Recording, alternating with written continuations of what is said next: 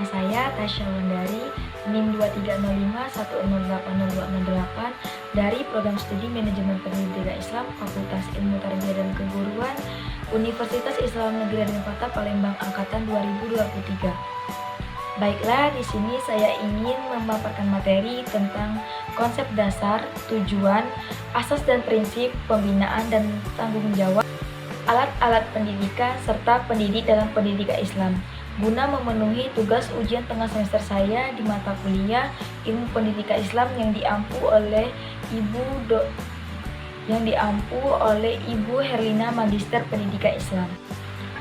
Baiklah, langsung saja ke pembahasan yang pertama, yaitu konsep dasar ilmu pendidikan Islam. A. Pengertian pendidikan Islam. Jadi menurut Hanafi dan kawan-kawan, pendidikan Islam adalah segala usaha untuk memelihara dan mengembangkan fitrah manusia serta sumber daya manusia yang ada padanya dan menuju terbentuknya manusia seutuhnya sesuai syariat dan norma-norma Islam.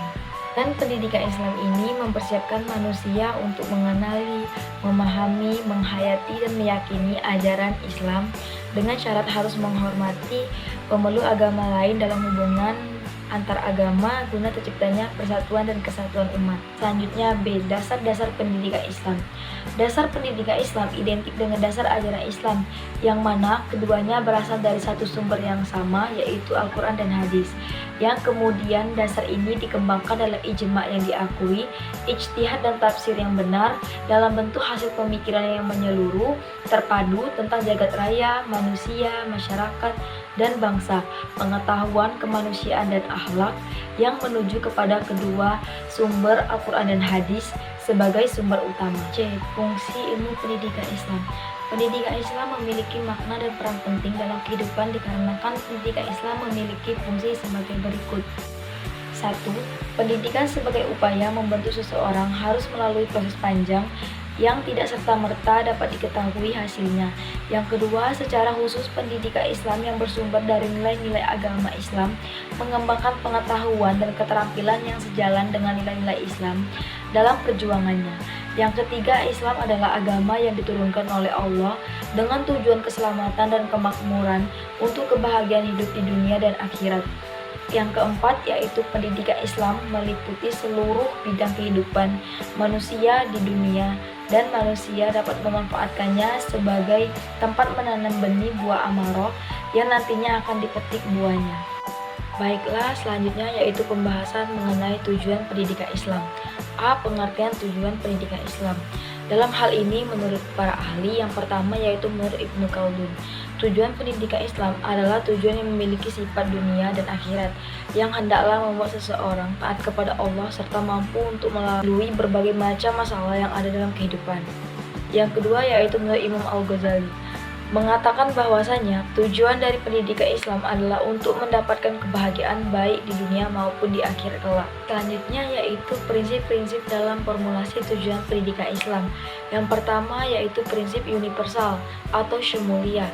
Kedua, prinsip kesederhanaan dan keseimbangan atau iktisadiyah. Yang ketiga, prinsip kejelasan.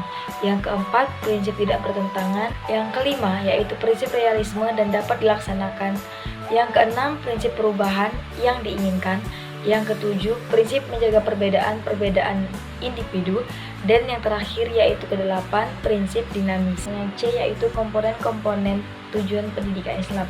Secara teori, tujuan akhir pada proses pendidikan Islam digolongkan menjadi beberapa bagian, yaitu yang pertama, tujuan normatif, tujuan selektif, tujuan determinatif, tujuan integratif, dan tujuan aplikatif. Kemudian ada yang namanya tujuan fungsional dan juga tujuan individual.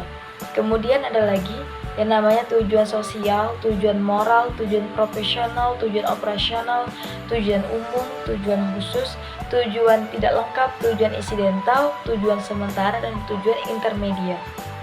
D. Formulasi tujuan pendidikan Islam.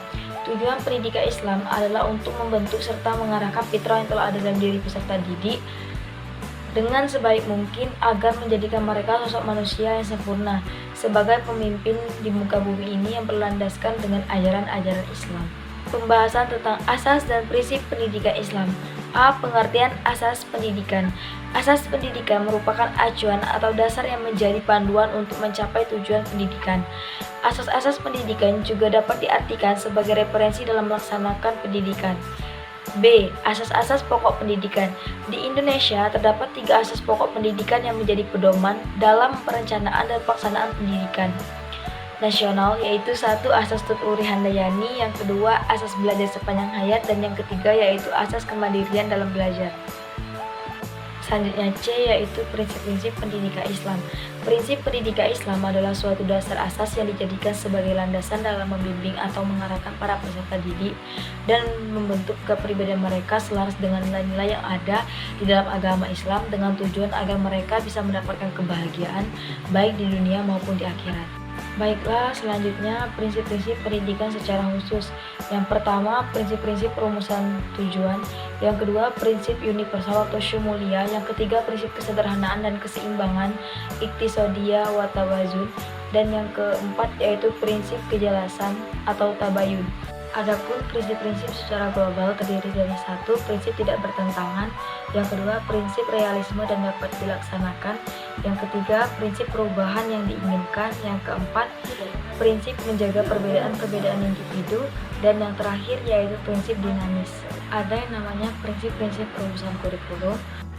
Ada juga namanya prinsip-prinsip perumusan metode, prinsip-prinsip para tenaga pendidik, prinsip-prinsip dalam mendidik, dan hubungan antara tenaga pendidik dengan peserta didik.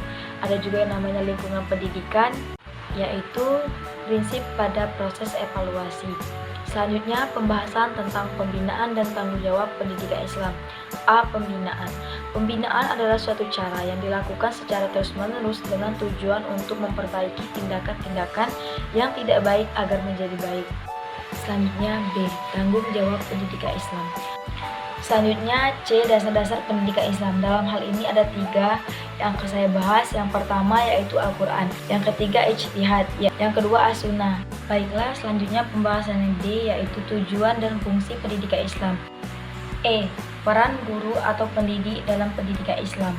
Baiklah, selanjutnya pembahasan tentang alat-alat pendidikan Islam. Yang pertama A. Pengertian alat pendidikan Islam.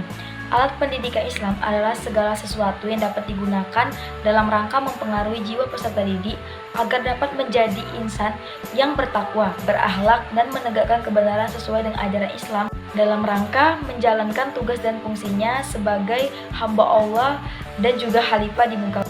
Selanjutnya B. Jenis-jenis alat pendidikan Islam. 1. Media visual, yaitu media yang tidak diproyeksikan. Yang kedua yaitu media audio, yang terdiri dari 1. Radio dan 2. Kaset audio. Yang ketiga yaitu media audio visual, yang terdiri dari 1.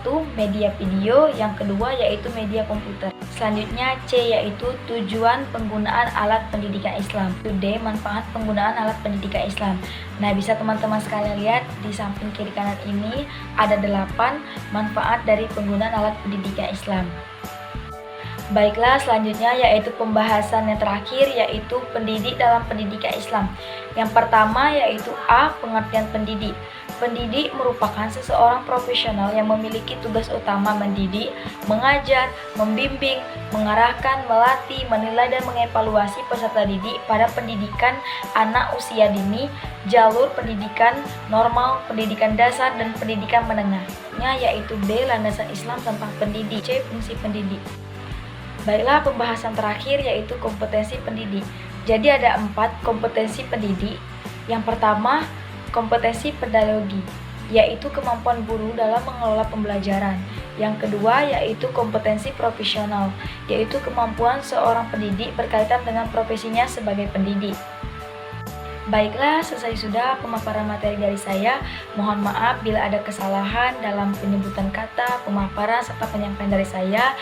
Atas segala perhatian saya ucapkan terima kasih. Wassalamualaikum warahmatullahi wabarakatuh.